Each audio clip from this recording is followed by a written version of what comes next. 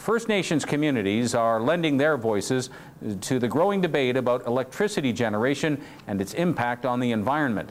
Rivers across the province have been earmarked for development as Ontario turns away from coal-fired electricity. CTV's Dave McGowan has the latest argument. High Falls on the Grassy River just inside the Timmins city limits is a classic example of the Northern Ontario landscape. Rushing water falling over hard rock. But it could become part of our power grid.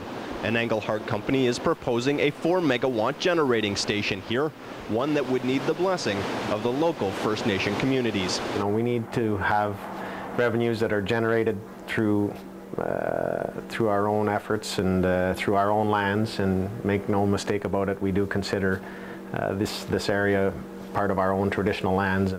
The Waban Tribal Council is working with First Nation communities from New Liskeard to Kapuskasing, ensuring that if development goes forward, the First Nations are part of it, now and in the long run. Our goal is long-term ownership, full ownership if possible, but certainly a majority ownership at some point in time, say 10, 15, 20, 30 years out.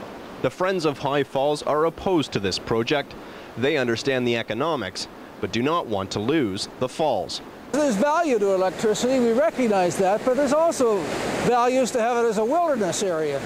And we would rather see it as a conservation area. For the council, though, the economic impact of long-term reliable income is the difference between guiding their own future and waiting for the government to provide for them.